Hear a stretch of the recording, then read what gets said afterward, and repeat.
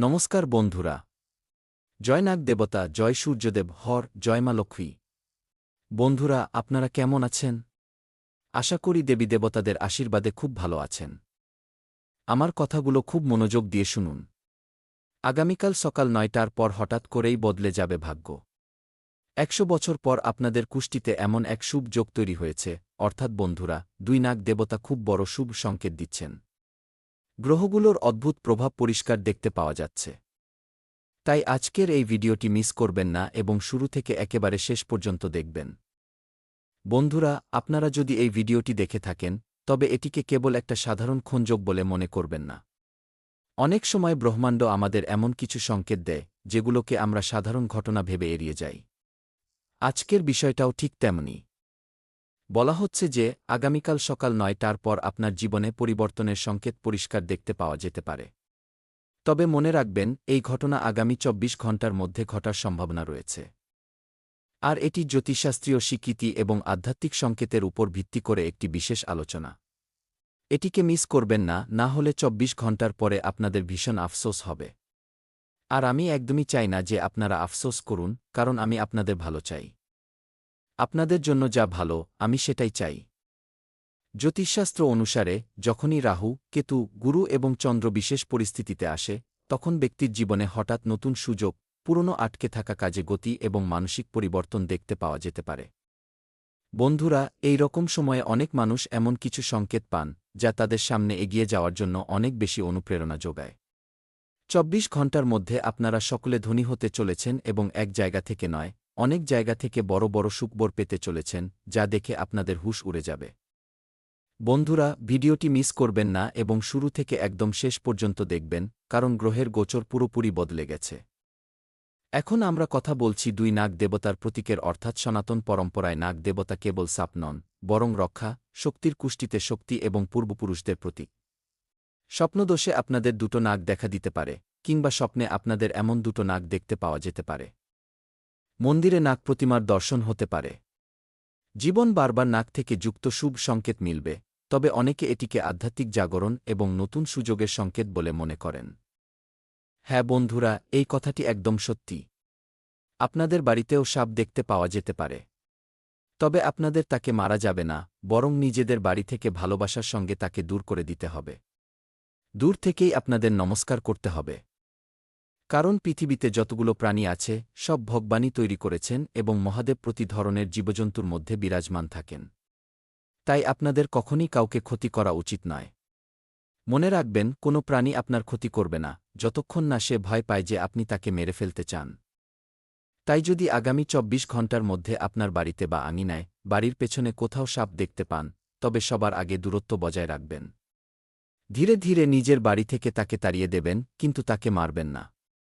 আগামীকাল সকাল ৯টার পর যদি আপনাদের কোনো শুভ সংবাদ এসে পৌঁছায়, কোনো পুরনো বন্ধুর ফোন আসে বা আটকে থাকা টাকা পেয়ে যান, বন্ধুরা চাকরি বা ব্যবসা থেকে যুক্ত ভালো খবর এসে যায়, তবে এটিকে ইতিবাচক দৃষ্টিতে গ্রহণ করুন। হতে পারে এটি আপনাদের প্রচেষ্টার ফলাফল, যার সঙ্গে জ্যোতিষ সময়েরও সাথ মিলছে। বন্ধুরা, সময় খুব কম। ভিডিওটি একা দেখবেন, না হলে আপনাদের অনেক বেশি আফসোস হবে। ২৪ ঘণ্টার মধ্যে আপনারা সকলে ধনী হতে চলেছেন। আপনাদের আটকে থাকা সমস্ত কাজ সম্পন্ন হবে এবং আপনারা দিনে দুগুণ রাতে চৌগুণ উন্নতি করবেন। আপনাদের কাছে কোনো কিছুরই কোনো অভাব থাকবে না। বন্ধুরা, বিধাতার খেলা এবার আপনারা নিজেদের চোখ দিয়ে দেখতে চলেছেন।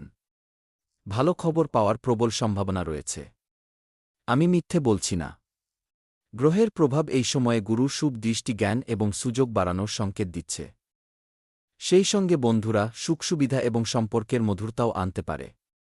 যদি শনি আপনাদের কর্মভাবকে শক্তিশালী করে, তবে পরিশ্রমের ফল ধীরে ধীরে পেতে শুরু করেন।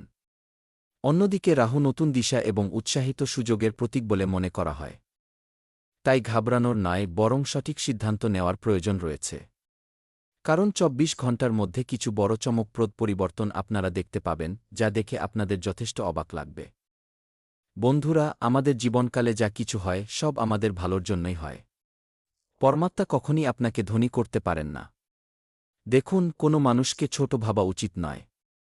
কারণ প্রতিটি মানুষ কোনো না কোনো ক্ষেত্রে খুব বেশি জ্ঞানী হয়। অভিজ্ঞতা অর্থাৎ তাকে সব কিছু জানা থাকে। তবে প্রতিটি মানুষের এই দুনিয়া সম্পর্কে সব কিছু জানা থাকে না। তাই আপনার প্রতিটি মানুষকে সম্মান করতে হবে। তবে একটা কথা মনে রাখবেন, যদি ভাগ্য আপনার দরজায় কড়া নাড়ে, যদি ওই দুই নাগ দেবতা আপনার বাড়িতে পদার্পণ করেন আর আপনি অলস্তা, রাগ, অহংকার বা খারাপ সঙ্গতে সময় নষ্ট করেন কিংবা তাকে উপেক্ষা করেন, তবে এত ভালো সুযোগও আপনার হাত থেকে বেরিয়ে যেতে পারে। গ্রহ কেবল পরিস্থিতি তৈরি করে, সাফল্য আপনার কর্ম থেকে আসে, সাফল্য আপনার পরিশ্রম থেকে আসে। যদি আপনি ভগবানের সংকেতগুলোকে এড়িয়ে না যান, বরং খুব বেশি সম্মান করেন এবং সময়ে সময়ে ভগবানের নাম জপ করেন, তবে ওপরওয়ালা কখনই আপনাকে একা ছাড়বেন না। প্রতিটি পরিস্থিতিতে আপনার সাথ দেবেন। বন্ধুরা, আপনাদের চিন্তা করার কোনো প্রয়োজন নেই।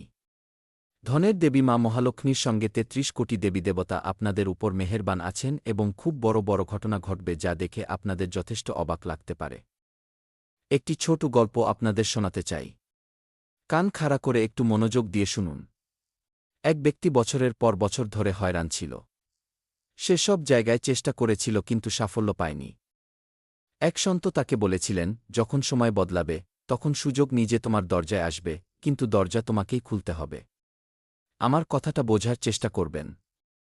কিছু মাস পর তার কাছে হঠাৎ এমন সুযোগ এল যা তার পুরো জীবনকে বদলে দিল। সে পরে বলেছিল, ভাগ্য তো বদলালি, কিন্তু আমি যদি সেই দিন প্রস্তুত না থাকতাম, তবে হয়তো সেই সুযোগও আমার হাত থেকে বেরিয়ে যেত। আমার সঠিক সময়ে মাথা কাজ করেছিল এবং আমরা পরিশ্রম করেছিলাম, সঙ্গে ভগবানের আশীর্বাদ পেয়েছিল, তখন গিয়ে আমাদের ভাগ্য বদলেছে। আজ এই বার্তাই আপনাদের জন্যও। যদি আপনাদের জীবনে দীর্ঘ সময় ধরে সংঘর্ষ চলছে, তবে নিরাশ হবেন না আমার প্রিয় ভক্তগণ। আগামী দিনটি আপনাদের জন্য নতুন চিন্তা এবং নতুন শুরুর সঙ্গে নতুন সুযোগের প্রতীক বলে মনে করা যেতে পারে। জ্যোতিষশাস্ত্রের প্রবল সম্ভাবনা যে কিছু বড় হতে চলেছে। আপনাদের নিজের কাজের উপর পুরো ধ্যান দিতে হবে।